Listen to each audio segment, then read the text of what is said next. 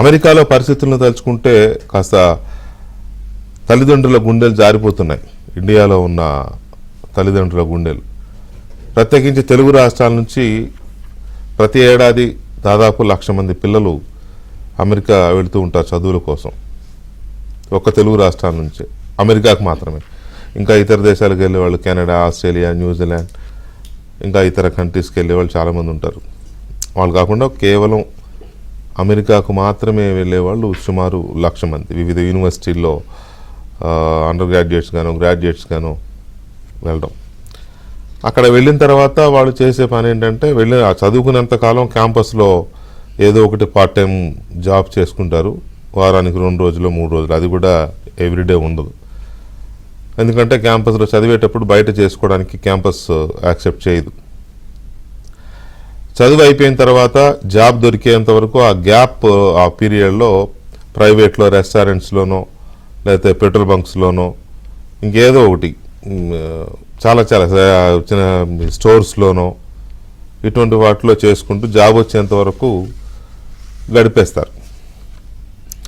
Not only students, కొంతమంది చదువుల కోసం కాకుండా వెళ్ళేవాళ్ళు కూడా ఉంటారు.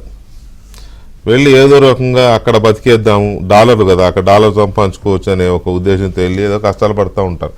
మన వాళ్ళు అక్కడ నేరాలు చేయడం అనేది చాలా తక్కువ. అక్కడికి వెళ్ళి నేరాలకు పాల్పడిన చరిత్ర చాలా తక్కువ, వెరీ వెరీ రేర్. ఆ నేరాలు కూడా ఏదో ఇళ్లలో గొడవలు తప్ప దొంగతనాలు చేయడము ఇట్లాంటివి పెద్దగా రిపోర్ట్ అయిన దాఖలాలు లేవు. పూర్తిగా జీరో అని చెప్పను కానీ తక్కువ, ఎందుకంటే భయపడుతూ బతుకుతారు. సో ఇలాంటి సిచ్యువేషన్లో భారతదేశంలో ఇతర రాష్ట్రాల నుంచి, ప్రత్యేకించి పంజాబ్, గుజరాత్ నుంచి బాగా వెళ్తారు. ఇప్పుడు పరిస్థితి ఏంటి, ట్రంప్ వచ్చిన తర్వాత ఈ టైమ్స్లో వాళ్ళందరినీ అంటే ఎవరైతే బయట జాబ్స్ చేస్తున్నారో, జాబ్ లేకుండా పార్ట్ టైం జాబ్స్ అంటూ బయట రెస్టారెంట్లో లేకపోతే స్టోర్స్లో, గ్యాస్ స్టేషన్స్లో ఇటువంటి వాటిలో చేసే వాళ్ళందరినీ పట్టుకుని వెనక్కి పంపించేస్తున్నారు. రీసెంట్గా మనం చూసాం, ఒక 110 మందినో ఏమో పంజాబ్లో అమృత్సర్కి ఫ్లైట్ వచ్చి, అమెరికన్ ఫ్లైట్ వచ్చి దింపెళ్ళింది. వాళ్ళకు సంఖ్యలు వేసి తీసుకొచ్చారనేది ఇష్యూ నడుస్తోంది. వేయలేదని భారత ప్రభుత్వం మొదట వాదించినా చివరికి అది ప్రూవ్ అయింది, సంఖ్యలు వేసే తీసుకొచ్చారని. ఇప్పుడు ఇందాకే బ్రేకింగ్ న్యూస్ ఏంటంటే ప్రభుత్వమే ప్రకటించింది, భారత ప్రభుత్వమే ప్రకటించింది, మరో 450 మందిని తీసుకొని రెండో ఫ్లైట్ రాబోతోంది త్వరలో. ఆ 450 మందిలో ఖచ్చితంగా మన తెలుగు వాళ్ళు కూడా ఉన్నారు. వాళ్ళు ఎవరు ఏంటి అనేది పూర్తి వివరాలు ఇంకా బయటికి రాల. ఈ పరిస్థితుల్లో అక్కడ పిల్లలు ఒకసారిగా షాక్లో ఉన్నారు.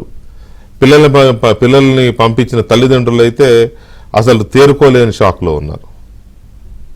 పిల్లల పరిస్థితి ఏమో, ఒకవేళ ఈ సిచ్యువేషన్ కంటిన్యూ అయితే మాకు జాబ్స్ రాకపోతే ఎక్కువ రోజులు ఉండలేము, వీసా లేకుండా ఉండలేరు వాళ్ళు. మరి వీసా లేకుండా ఉండలేరు, వీసా ఉన్నంతకాలం ఉండడానికి కూడా డబ్బులు కావాలి. డబ్బులు కావాలంటే ఏదో బయట ఏదో చిన్న చిత్తగా పని చేసుకుంటే రోజు $100 సంపాదించుకుంటే తప్ప బతకలేని పరిస్థితి. మరి ఇప్పుడు అక్కడ గవర్నమెంట్ ట్రంప్ వచ్చిన తర్వాత పెట్టిన రూల్స్ ప్రకారం వాళ్ళు బయట ఎక్కడ పని చేయడానికి వీల్లేదు. అప్పుడు ఇంటి దగ్గర నుంచి రావాలి డబ్బులు. ఇంటి దగ్గర నుంచి వాళ్ళకు $2,000 $3,000 నెలకి పంపించాలి అని అంటే ఇక్కడ పేరెంట్స్ కనీసం మన భారత కరెన్సీలో 2 లక్షలు మినిమం సంపాదించాలి, మినిమం పంపించాలి. మధ్యతరగతి కుటుంబాలు నెలకు 2 లక్షలు పిల్లలకు పంపించాలి అంటే అది సాధ్యమయ్యే పని కాదు. అందుకని ఇక్కడ తల్లిదండ్రుల పరిస్థితి ఇంకా గందరగోళంగా ఉంది, చాలా భయంకరంగా ఉంది. గందరగోళం కాదు, ఒక రకంగా చెప్పాలంటే చాలా భయంకరంగా ఉంది. వెళ్ళిన పిల్లలందరూ బ్యాంకు ఎడ్యుకేషన్ లోన్స్ మీద వెళ్ళిన వాళ్లే, బ్యాంకులు ఇంట్రెస్ట్ కట్టించుకుంటున్నాయి. పోనీ ఇప్పుడు వెళ్ళిన వాళ్ళు ఎవరైనా వెనక్కి వస్తే బ్యాంకులు లోన్లు వేవ్ ఆఫ్ చేస్తాయా అంటే నో, చెయ్యవు. ఏంటి పరిస్థితి ఏంటి, వెళ్ళిన పిల్లల పరిస్థితి ఏంటి, పిల్లలు పంపించిన తల్లిదండ్రుల పరిస్థితి ఏంటి, మన ప్రభుత్వం వైపు నుంచి ఎలాంటి చర్యలు ఉన్నాయి, అమెరికా ప్రభుత్వం ప్రత్యేకించి ట్రంప్ ప్రభుత్వం మరీ అమానవీయంగా వ్యవహరిస్తోంది అనే ఒక చర్చ అయితే నడుస్తోంది. నిజంగానే ఇల్లీగల్గా ఉంటూ నేరాలకు పాల్పడుతున్న వాళ్ళని భరించమని ఏ ప్రభుత్వము, ఏ దేశము ఎవరికి చెప్పదు. కానీ ఇప్పుడు అక్కడ బతుకుతున్న వాళ్ళు నేరాలు చేసి బతకడంలా, చదువుకొని జాబ్ కోసం ట్రై చేస్తూ షార్ట్ గ్యాప్లో ప్రైవేట్ జాబులు చేసుకుంటున్నారు. అలాంటి వాళ్ళ పట్ల కాస్త మానవత్వంతో ఉండాల్సిన పరిస్థితుల నుంచి వదిలేసి అమెరికా ప్రభుత్వం మరి ఏ ప్రయోజనాలు ఆశించి ఏ రాజకీయ ప్రయోజనాల కోసం ఆశించి చేస్తుందో తెలియదు, కానీ చాలా అమానవీయంగా వ్యవహరిస్తోంది. మరీ చెప్పుకోదగ్గ విషయం ఏంటంటే ట్రంప్ ఈ దఫా అధికారంలోకి వచ్చిన తర్వాత ఐక్యరాజ్య సమితితో మానవ హక్కుల రక్షణ వేదిక నుంచి కూడా ఆయన వైదొలిగాడు. అమెరికా ఇప్పుడు లేదు, ఐక్యరాజ్య సమితిలో మానవ హక్కుల పరిరక్షణ దానికి సంబంధించిన ప్లాట్ఫామ్ నుంచి కూడా వైదొలిగింది. అంటే ఇక ఆయన ఒక కొత్త అవతారం ఎత్తబోతున్నాడేమో అన్న డౌట్ వస్తుంది. ఆ కొత్త అవతారం డెమోక్రసీ నుంచి ఏమన్నా డిక్టేటర్షిప్ వెళ్తాడా, లేకపోతే అతివాదిగా వెళ్ళబోతున్నాడా తెలియడంలా. సో ఈ పరిస్థితుల్లో అమెరికా వెళ్ళిన భారతదేశ విద్యార్థులు కానీ, అక్కడ చదువులు పూర్తయిపోయి జాబ్స్ లేకుండా జాబ్స్ కోసం వెతుకుంటున్న ఉద్యోగార్థులు కానీ, వాళ్ళని పంపించి కళ్ళలో ఒత్తులు వేసుకుని ఎదురు చూస్తున్న ఇక్కడ తల్లిదండ్రుల పరిస్థితి కానీ చాలా భయంకరంగా ఉంది. ఒక రకంగా చెప్పాలంటే జాలి కొలిపే విధంగా ఉంది. దీనికి సంబంధించి ఏం చేయాలి, భారత ప్రభుత్వం ఏం చేయాలి, అమెరికా ప్రభుత్వం ఏం చేయాలి? ఇప్పుడు అమెరికా ప్రభుత్వానికి ట్రంప్కి చెప్పేదేవుడు, అదో మూర్ఖపు వ్యవహారం. ఆ మూర్ఖపు వ్యవహారానికి చెప్పగలిగేది, ఒప్పించగలిగేది, మెప్పించగలిగేది మరి ఏమన్నా అయితే మోదీ గారే చెప్పగలగాలి, ఒప్పించగలగాలి. అది జరుగుతుందా? ఇక్కడ బ్యాంక్స్ ఏం చేయాలి? సో ఇవన్నీ అంశాలు చాలా కీలకంగా ఉన్నాయి ఇప్పుడున్న పరిస్థితుల్లో.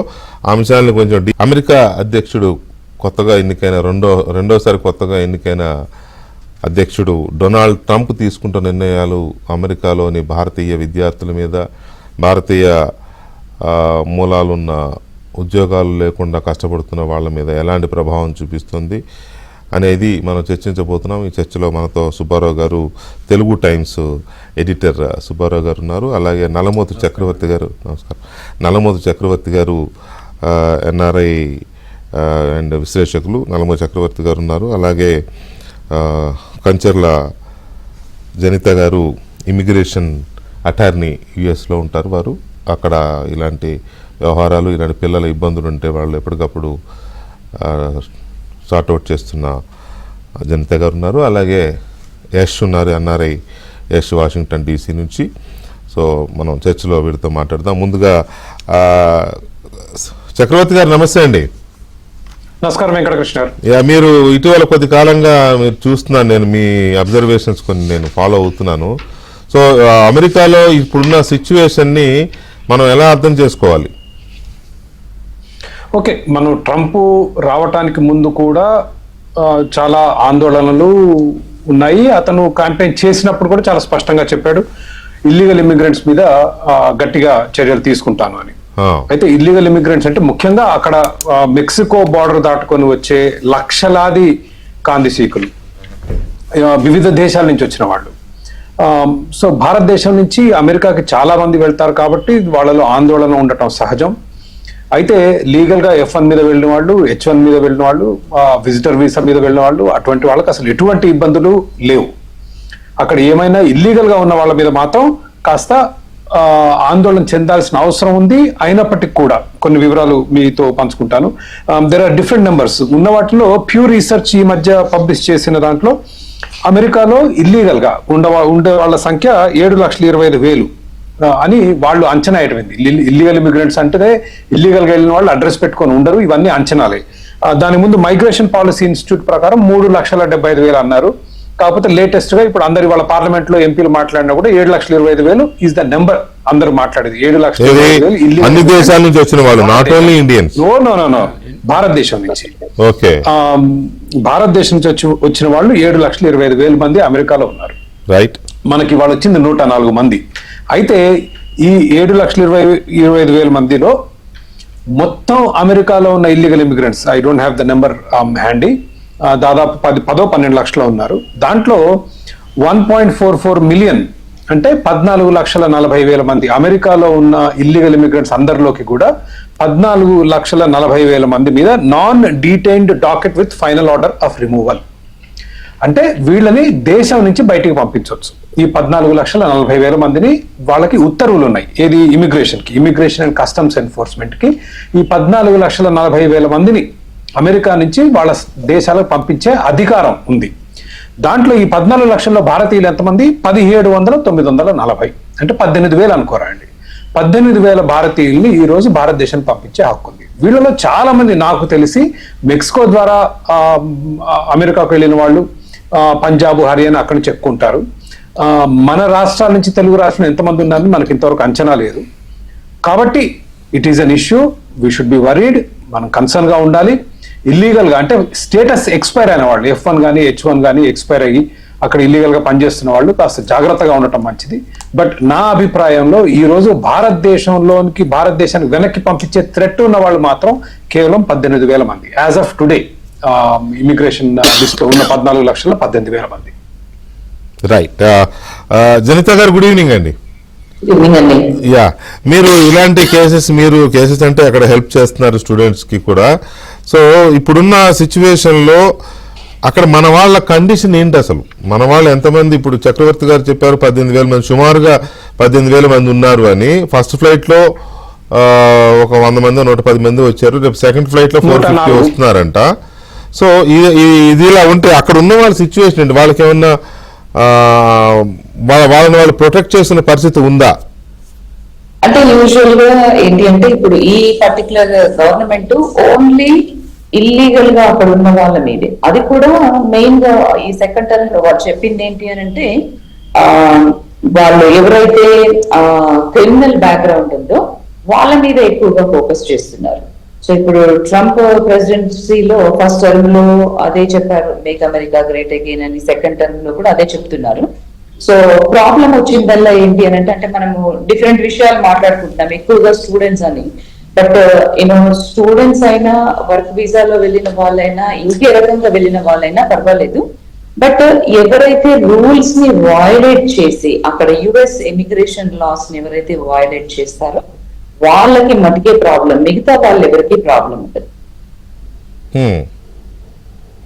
సో ఇప్పుడు మిగతా వాళ్ళకి ప్రాబ్లం లేదు అనేది ఎంత ఫ్యాక్టో, ప్రాబ్లం లేకపోయినా F1 వీసా ఉండి స్టడీ అయిపోయి జాబ్కి స్టడీకి మధ్యలో ఉన్న వాళ్ళు బయట ఎక్కడ పని చేసుకోలేని పరిస్థితిలో ఉన్నారు. వాళ్ళకి మీరు ఇచ్చే అడ్వైస్ ఏంటి? అంటే ఇప్పుడు మీరు అనేది కరెక్ట్. అంటే జాబ్ కి దీనికి మధ్యలో ఉన్న గ్యాప్ లో ఏం చేయాలి అని. యూజువల్ గా స్టూడెంట్స్ అనగానే ఏంటి అంటే వాళ్ళు కేవలం చదువు రీత్యానే అక్కడికి వెళ్తూ ఉంటారు. సో వీళ్ళు స్టూడెంట్ వీసాకి అప్లై చేసుకున్నప్పుడు కూడా కొన్ని రిక్వైర్మెంట్స్ మీట్ అవ్వాలి యుఎస్ ఇమిగ్రేషన్ లాస్ ప్రకారం. ఆ రిక్వైర్మెంట్స్ ఏంటి అని అంటే, ఒకటి వీళ్ళకి అడ్మిషన్, అంటే ఆ రిక్వైర్మెంట్స్ మీట్ అయ్యి అడ్మిషన్ రావాలి what ever the education background లో.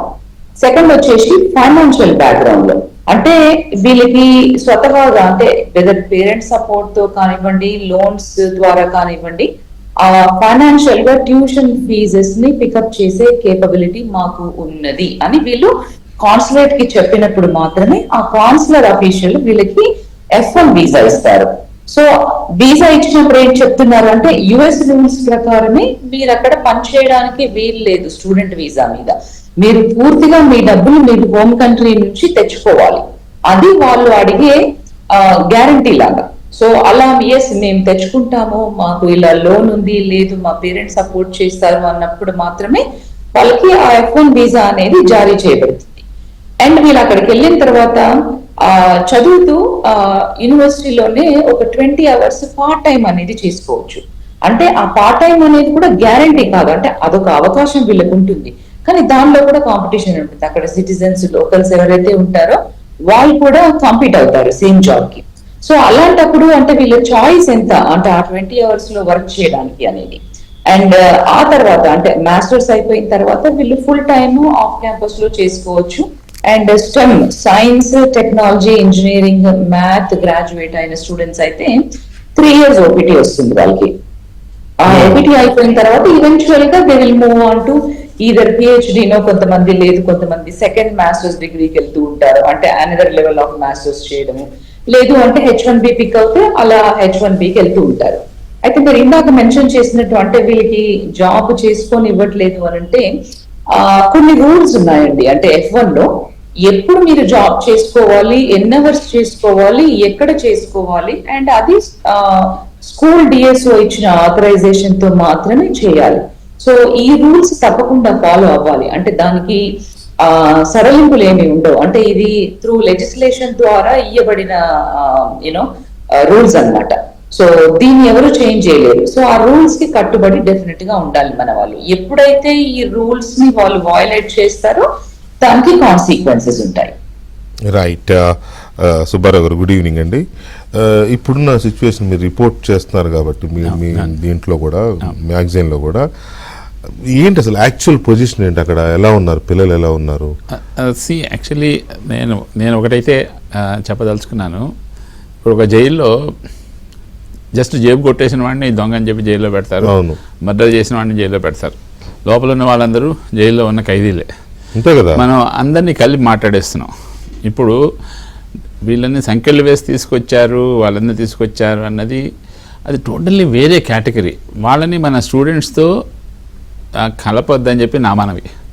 ఎందుకంటే వాళ్ళు ఇప్పుడు మామూలు మనకు సినిమా కూడా వచ్చింది డంకీ అని, షారూక్ ఖాన్ డంకీ రూట్ అని ఒకటి ఉంది. ఏ రూట్లో వెళ్ళారో అలాంటి వాళ్ళే, దాదాపు అలాంటి వాళ్ళే. అంటే వాళ్ళు ఇక్కడ నుంచి యూరోప్ వెళ్ళి, యూరోప్ నుంచి మెక్సికో వెళ్ళి, లేదా కెనడా వెళ్ళి, కెనడా బోర్డర్ నుంచి యూరోప్ బోర్డర్ నుంచి వస్తారు. ఇప్పుడు నిన్న వచ్చేసిన పంజాబీ ఒకతను ఏం చేసా చెప్పాడు, ఫిబ్రవరిలో వెళ్ళాట, 40 లక్షలు కట్టాట ఒక ఏజెంట్కి. నీకెందుకు, నీకు లీగల్గా వీసా డాక్యుమెంట్ ఇచ్చేస్తాను, నువ్వు అక్కడ అమెరికాలో పని చేసుకోవచ్చు అని చెప్తే దాదాపు 6 నెలలు పట్టింది అతను చేరటానికి. దొంగతనంగా అడవుల్లో పడి వెళ్ళారు. ఇంకా చెప్పాలంటే లాస్ట్ ఇయర్ ఒక గుజరాతీ కుటుంబం ఫ్యామిలీ నలుగురు కూడా పూర్తిగా మంచు ఉన్న టైంలో, అంటే ఈస్ట్ కోస్ట్ టైప్లో అన్నమాట, అంటే కెనడా నుంచి న్యూజెర్సీ వచ్చే రోడ్లో అనమాట, వాళ్ళు మంచులో చనిపోయారు. తర్వాత వాళ్ళ బాడీస్ తీసుకొచ్చాక వాళ్ళు అందులో నడుచుకుని వస్తున్నారన్నమాట. సో ఇలాంటి వాళ్ళు యాక్చువల్లీ ట్రంప్ ఒక ప్రపంచం మొత్తానికి ఒక సందేశం ఇస్తున్నాడు, ఇలా రావటానికి వీల్లేదు. అంటే మొన్నటి వరకు ఏం చెప్పాడు, మెక్సికో కెనడా ఆ రెండింటి నుంచి మాట్లాడి, ముఖ్యంగా మెక్సికన్స్ గురించి. అతను చూపు మొదటి నుంచి మెక్సికో మీదే ఉంది. ఇప్పుడు కూడా అతను చెప్పేది ఇప్పుడు యాక్చువల్లీ 11 మిలియన్ అంటే 1,10,00,000 మంది ఇల్లీగల్ ఇమిగ్రెంట్స్ ఉన్నారు అమెరికాలో, 1,10,00,000 మంది. అందులో మన వాళ్ళు ఇప్పుడు ఈవెన్ అఫీషియల్గా కూడా చెప్పారు కాబట్టి 7,25,000 మంది, మా అయితే 1 మిలియన్, ఒక 10 లక్షల మంది ఉంటారు మ్యాక్సిమం, అంతకుమించి ఉండరు. వీళ్ళు ఇలా వచ్చిన వాళ్ళు చాలా తక్కువ. అంటే మనం వాళ్ళని కామెంట్ చేస్తున్నామని కాదు, ఎక్కువగా ఏంటంటే గుజరాత్, పంజాబ్, చండీగఢ్. కామెంట్ చేసేది తప్పే కదా. సో ఆంధ్ర, బంగ్లాదేశ్ నుంచో పాకిస్తాన్ నుంచి మనం పట్టుకోవట్లేదు, వాళ్ళు ఎక్కువ. సో ఇప్పుడు ఈవెన్ 20,000 మందిని ఐడెంటిఫై చేశారు. ఇప్పుడు యాక్చువల్లీ 20,407 మంది actually they are identified immigrants అన్నమాట. అందులో 17,940 అంటే 18,000 వరకు they don't have any papers. So వీళ్ళ గురించి జరుగుతుంది అంతా. మనం దాన్ని చూసి స్టూడెంట్స్కి ముడిపెట్టి మనం కంగారు పెట్టద్దు, తల్లిదండ్రులను కంగారు పెట్టద్దు. అలాగని ప్రాబ్లం లేదన్నాను, ప్రాబ్లం ఉన్నది. అక్కడ ఏంటంటే ఇప్పుడే జనతా గారు కూడా చెప్పారు, స్టూడెంట్కి వెళ్ళినప్పుడు వాళ్ళకి సిపిటి, అదేంటంటే I think college practical training అనుకుంటాను, సంథింగ్, దాని అబ్రివేషన్ నాకు పూర్తిగా తెలియదు ఫుల్ ఫాము. సిపిటి అని అవర్స్ ఇస్తారు, ఆ అవర్స్ మాత్రమే పనిచేయాలి. అయితే ఏంటంటే ఈ మధ్యకాలంలో ఇక్కడున్న మనకున్న క్యాంపస్ ఇక్కడ ఉండే ఎడ్యుకేషన్ కన్సల్టెంట్స్ వీళ్ళందరూ కూడా మీకేం పర్లేదు వెళ్ళండి, అక్కడికి వెళ్తే మీకు ఏదో ఒక ఉద్యోగం వస్తుంది, మీరు చేసుకోవచ్చు అని చెప్పి ప్రిపేర్ చేస్తున్నారు. 2000 వరకు కూడా పెద్ద కాలేజెస్ మాత్రమే ఉండేవి, ఆ కాలేజెస్లోకి వెళ్ళాలంటే జిఆర్ఈ రాయాలి, జిఎంఐ రాయాలి, ఆ స్కోర్లన్నీ రావాలి, ఉండేదన్నమాట. చాలా అమౌంట్. మనకి ఎలాగా 600-700 ఇంజనీరింగ్ కాలేజీలు వచ్చాయో తెలుగు రాష్ట్రాల్లో, అక్కడ కుప్పలు దప్పలుగా స్కూల్స్ వచ్చేసాయి. వాళ్ళందరికీ ఈ మార్కులు అవసరం లేదు, వాళ్ళు ఫీజు కట్టాలంతే. సెమిస్టర్కి $10,000 అప్రాక్సిమేట్గా వేసుకోండి, అంటే సంవత్సరానికి 2 సెమిస్టర్లు $20,000.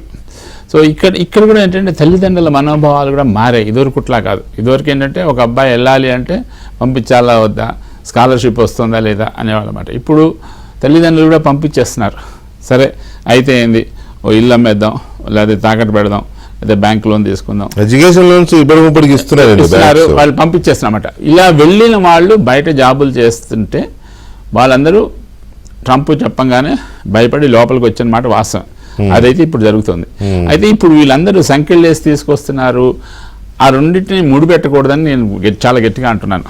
సో మై రిక్వెస్ట్ ఏంటంటే ఈవెన్ మీడియా, అది వేరు, వాళ్ళు ఇప్పుడు వచ్చేది వేరు, ఇప్పుడు రేపు వచ్చే వాళ్ళు కూడా అంటే ఫస్ట్ ఐడెంటిఫై చేసిన టోటల్లీ పేపర్లెస్ ఐడెంటిఫై అంటే వాళ్ళకి ఎలాంటి పేపర్ లేదు. ఈ గత 20 ఏళ్ళు 20 ఏళ్లలో కూడా చాలా మంది ఇల్లీగల్ ఇండివిజువల్స్ని ఐడెంటిఫై చేశారు, వాళ్ళు అక్కడ లీగల్గా వెళ్తున్నారు. అలాంటి వాళ్ళు లీగల్గా ఉన్నాయి. ఇప్పుడు ట్రంప్ ఏం చేశాడు, రాగానే ఈ పాస్డ్ అనదర్ ఎగ్జిక్యూటివ్ ఆర్డర్, వీళ్ళకి ఎలాంటి లీగల్ ప్రొసీడింగ్స్ చేయడానికి హక్కు లేదు. ఇప్పుడు ఎవరైతే వీళ్ళని ఐడెంటిఫై చేశాడో ఇప్పుడు వాళ్ళకి అక్కడ కూడా ఏదో ఇమిగ్రేషన్ అండ్ ఎన్ఫోర్స్మెంట్ ఏజెన్సీ అని ఒక ఉందన్నమాట. ఐస్ కాదు, అది ఎన్ఫోర్స్మెంట్ దాన్ని ఇంప్లిమెంట్ చేసేది. అది కాకుండా వీళ్ళు వారం అపాయింట్మెంట్ టాస్క్ ఫోర్స్ ఇప్పుడైతే ఇప్పుడు నాకు తెలిసి ట్రంప్ ఎన్ని విధాలు చేస్తున్నా అంటే ఇమిగ్రేషన్ కస్టమ్స్ ఎన్ఫోర్స్మెంట్ ఐసిఈ చేస్తున్నాడు, తర్వాత ఎఫ్బిఐ వాళ్ళని నింపాడు, తర్వాత డిఈఏ డ్రగ్ ఎన్ఫోర్స్మెంట్ వాళ్ళని నింపాడు, తర్వాత బోర్డర్ పోలీస్ అందరినీ దింపేశాడు. యాక్చువల్లీ వాళ్ళ దగ్గర as per the procedure of ఒక డిటెన్షన్ ఆఫ్ ఇమిగ్రేషన్ వాళ్ళ పాలసీ ఏంటంటే ఎస్ఓపి స్టాండర్డ్ ఆపరేటింగ్ ప్రొసీజర్ ఏంటంటే అమెరికన్ దాని ప్రకారం మొదట వెంటనే అరెస్ట్ చేస్తారు, అరెస్ట్ చేసి detention is for few hours are max few days. So ఇప్పుడు అమెరికాలో వాళ్ళ దగ్గర ఒక 100 సెంటర్లు ఉన్నాయి ఇలాంటివి, ఈ డిటెన్షన్ సెంటర్లు. 100 సెంటర్లో మహా అయితే 40,000 మందిని వాళ్ళు చేయగలరు. అయితే ఏంటంటే లాస్ట్ 10 డేస్లో ఉంపుడు దిబ్బడిగా అందరికి వెళ్ళిపోయి అటాక్ చేసేసిన అరెస్ట్ చేస్తున్నారు. ఇన్ఫాక్ట్ మనం కూడా బోల్డ్ క్లిప్స్ చూసాం, Patel brothers grocery shop restaurants. ఇప్పుడు వీళ్ళకే మన వాళ్ళు ఒప్పందిస్తున్నారు, రే బాబు అక్కడ చాలా మంది రెస్టారెంట్లో ఉన్నారు, వాళ్ళు వర్క్ చేస్తున్నారు అని చెప్పి. అలా జరుగుతుంది అన్నమాట. ఇప్పుడు వాళ్ళందరూ వస్తున్నారు, చాలా మంది భయప్రాంతులు అయిన సిచ్యువేషన్ ఉన్నది. వాళ్ళు ఉద్యోగాలు మానేసి కప్పుకున్న మళ్ళీ హాస్టల్కి వెళ్ళి హాస్టల్లో కూర్చొని చదువుకోవడం మొదలెట్టడం చేసిన పద్ధతి ఉంది. అయితే ఆ పర్సంటేజ్ చాలా తక్కువ, అంటే తక్కువ ఉన్నారు సార్, తక్కువే అసలు. వెళ్ళేవా మన వాళ్ళు అక్కడ మన పాపులేషన్ ఎంత యుఎస్ లో, మన ఇండియన్స్ పాపులేషన్ 15 లక్షలు to 15 లక్షల నుంచి 20 లక్షలు. అందులో 1000 మంది ఇలా ఉన్నారు అని అంటే అక్కడ ఉన్న వాళ్ళే అంతమంది. అందులో ఇంతమంది అంటే ఆ నంబర్ అయినా భయపడే నంబరు. మెయిన్ గా ఇంకోటి ఏంటంటే ఇటీవల కాలంలో వెళ్ళిన పిల్లల పేరెంట్స్ కానీ వెళ్ళాలనుకుంటే పరిస్థితి ఏంటి, ఇప్పుడు మళ్ళీ ఇప్పుడు రేపు వచ్చే స్ప్రింగ్ లో వెళ్లాల్సి వస్తుంది, ఫాల్ లో, తర్వాత నెక్స్ట్ స్ప్రింగ్ లో కదా. వాళ్ళు పిల్లల తల్లిదండ్రులు ఇప్పటి నుంచి భయపడుతున్నారు. అది కరెక్ట్ ఏంటి అని అంటే సో మాట్లాడతాం దాని మీద. అలాగే Yash, good evening. Good evening బాగున్నారా? యష్, నువ్వు దీని మీద చాలా ఫ్రీక్వెంట్ గా ఒపీనియన్స్ తర్వాత సజెషన్స్ పెడుతున్నావు, నేను ఫాలో అవుతున్నాను. సో ఇప్పుడు ఎట్ ఏ గ్లాన్స్ ఇప్పుడున్న సిచ్యువేషన్ లో, ఈ పాయింట్ ఆఫ్ టైంలో యుఎస్ లో పిల్లల మానసిక స్థితి ఎలా ఉంది, వాళ్ళు ఎలా ఉన్నారు, వాళ్ళ పొజిషన్ ఏంటి? సార్ వికే గారు, మనం చాలా బ్రాడర్ గా మాట్లాడేస్తున్నాం అన్ని కూడా. ఎట్లా అంటే ఇక్కడ ఉన్న పిల్లలు చాలా ఇబ్బందులు ఉన్నాయి అని చాలా బ్రాడర్ గా మాట్లాడుతున్నాము. 2 steps గా తీసుకుందాం. ఒకటి, వాళ్ళు వచ్చిన 104 పీపుల్ అందరూ కూడా లాస్ట్ 4-5 years గా వాళ్ళు ఇల్లీగల్ గా ఐడెంటిఫై చేయబడి వాళ్ళు జైళ్లలో మగ్గుతూ, అదేవిధంగా వాళ్ళు డిటెన్షన్ సెంటర్స్ లో ఉండి వాళ్ళందరినీ కూడా బయటికి తీసుకొచ్చి ఇండియాలో వదిలేశారు వాళ్ళు. That's 1 point to be very clear. Okay, చెప్పండి.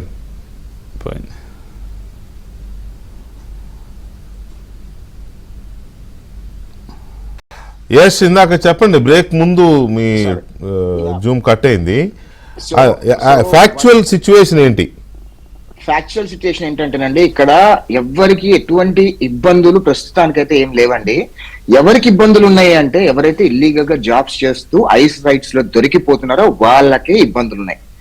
బ్రాడర్ గా మనం చూసుకుంటే కనుక పిల్లల్ని ఇక్కడ ఇల్లీగల్ జాబ్స్ చేయొద్దు అని చెప్తున్నాం. ఎందుకంటే రీసెంట్ గా కూడా ఒక వన్ ఆఫ్ ద స్టేట్ లో ఒక మిడిల్ క్లాస్ ఫ్యామిలీకి సంబంధించిన ఒక అమ్మాయి మంచి టాప్ నాచ్ యూనివర్సిటీలో చదువుకుంటూ క్యాంపస్ లో జాబ్ చేస్తూ గత 10 days బ్యాక్ పాప క్యాంపస్ లో జాబ్ పోతే ఆమె అక్కడ ఉన్న లోకల్ గ్రాసరీ స్టోర్ లో పనిచేస్తుంటే అక్కడ ఐస్ దాడిలో ఆమె దొరికిపోతే ఆమె డిటెన్షన్ సెంటర్ లో పడేసారి తీసుకొచ్చి ఇప్పుడు డిపోటేషన్ ప్రాసెస్ నడుస్తుంది. అంటే సిచ్యువేషన్ ఏంటంటే ఆమె ఉద్యోగం చేయకపోయింటే ఆమెకు ఎటువంటి ఇబ్బంది ఉండేది కాదు, అంటే ఆ ఇల్లీగల్ జాబ్ చేయకపోయింటే. సిచ్యువేషన్ ఏంటంటే స్టూడెంట్స్ అందరూ కూడా పర్ఫెక్ట్ గా చెప్పాలంటే ఐస్ కి, డిహెచ్ఎస్ కి, యుఎస్ఐసిఎస్ కి ఇప్పుడున్న కొత్త లా ఎన్ఫోర్స్మెంట్ ఎక్కడైతే ట్రంప్ నియమించాడో వాళ్ళందరూ కూడా ఒక ఐడియా ఉందండి, ఎక్కడ ఇల్లీగల్ జాబ్స్ దొరుకుతాయి, ఎక్కడ ఇల్లీగల్ గా పనిచేస్తారు పిల్లలు అనేది వాళ్ళందరూ కూడా పర్ఫెక్ట్ గా ఒక ఐడియా ఉంది. సో అదును చూసి వెయిట్ వేస్తారంటారు చూసారా, అదే రకంగా ఐస్ ఏజెంట్లు అందరూ కూడా దాడి చేస్తున్నారు. మన పటేల్ బ్రదర్స్ కానివ్వండి, మన ఇండియన్ గ్రాసరీ స్టోర్స్ కానివ్వండి, ఇండియన్ రెస్టారెంట్స్ కానివ్వండి, ఇట్లా దాడి గ్యాస్ స్టేషన్లు ఇట్లా దాడి చేసేవన్నీ కూడా ఆకువ కిందకి వస్తాయి. సో పిల్లలు కొంచెం జాగ్రత్తగా ఉంటే వాళ్ళకి ఎటువంటి ఇబ్బందులు ఉండవు. ఈ పరిస్థితులన్నీ ఎందుకు వచ్చాయంటే అమెరికాలో ఎక్కడైతే ఇక్కడ చిన్న చిన్న జాబ్స్ అన్ని ఎవరైతే చదువు సంధ్య లేని వాళ్ళు, ఎక్కువ ఎక్స్పీరియన్స్ ఎక్కువ స్కిల్ లేని వాళ్ళు ఎక్కడైతే ఉద్యోగాలు చేసుకోవాలో వాళ్ళ ఉద్యోగాలన్నీ కూడా మన వాళ్ళు వచ్చి పార్ట్ టైం జాబులు చేసుకుంటూ ఇల్లీగల్ గా జాబులు తీసేసుకోవడం వల్ల ఈ ఇష్యూ అంతా ఫ్లేర్ అప్ అయింది. ఇప్పుడు రీసెంట్ గా ఈ లాస్ట్ 15-20 డేస్ లో కూడా మనకున్న సమాచారం వరకు దాదాపు ఒక 500-600 మంది పిల్లల్ని పట్టుకున్నారని ఒక సమాచారం ఉంది. కాంక్రీట్ గా సమాచారం లేదు కానీ, ఎందుకంటే ఒక 11 మందిని, ఒక 12 మందిని, ఒక 6 మందిని, 3 మందిని ఇట్లా పట్టుకున్నారు అనే ఇష్యూస్ స్టూడెంట్స్ ద్వారా మనకు తెలుస్తూనే ఉన్నాయి అన్ని కూడా. సో ఈ 450-500 మంది స్టూడెంట్స్ మనకు తెలిసిన వాళ్ళని పట్టుకున్న వాళ్ళు కూడా డిపోటేషన్ ప్రాసెస్ లో ఉన్నారు వీళ్ళందరూ కూడా. సో ఇక్కడున్న లీగల్ అటార్నీస్ కూడా చాలా హెల్ప్ చేసే ప్రయత్నం చేస్తున్నారు. కానీ ఒక విషయం ఏంటంటే జానితా గారు కూడా ఉన్నారు, ఇప్పుడు ఒక లీగల్ గా ఇక్కడ ఒక స్టూడెంట్ ని బయటకు తీసుకొచ్చి లీగల్ ఎంటిటీలోంచి బయటకు తీసుకురావాలంటే దాదాపు 5,000 నుంచి 10,000 రూపాయలు ఖర్చు అవుద్దండి.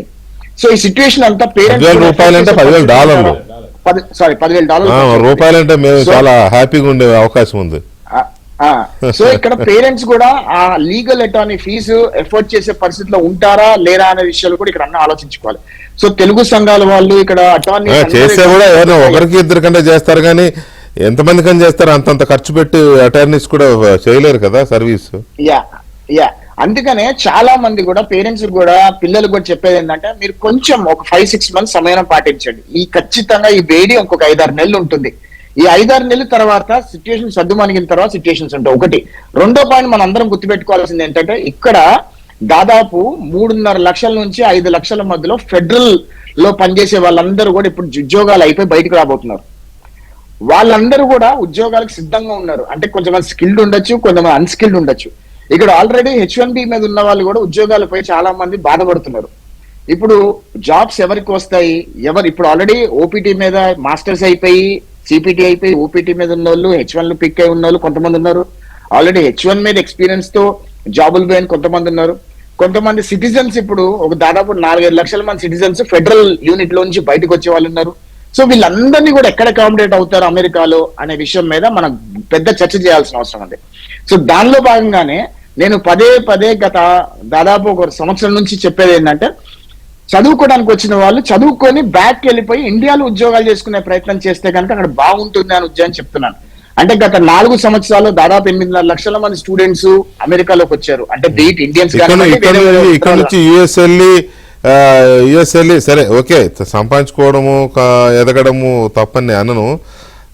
మన తెలుగు వాళ్ళు ఎంతమంది యుఎస్ఎల్ఈ ఐటీ కంపెనీలు పెద్ద పెట్టిన వాళ్ళు వెనక్కి ఎంతమంది వచ్చి ఇక్కడ మన తెలుగు స్టేట్స్ మళ్ళీ కంపెనీలు పెట్టారు, వాళ్ళందరూ వెనక్కి వచ్చి ఇక్కడ పని చేసుకోవడానికి లేదు కదా. ఎగ్జాక్ట్లీ.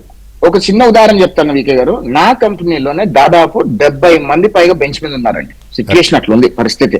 ఎక్కడ యుఎస్ లో అంటే సిచ్యువేషన్ ఎంత దారుణంగా ఉంటుంది అంటే ఇక్కడ ఆల్రెడీ H1B మీద ఉన్న వాళ్ళు బెంచ్ల మీద ఉండటము, వాళ్ళు పేరోల్ రన్ చేసుకోవడము చాలా అంటే ఇవన్నీ చాలా మాట్లాడుకోలేని పరిస్థితులు ఉంటాయండి.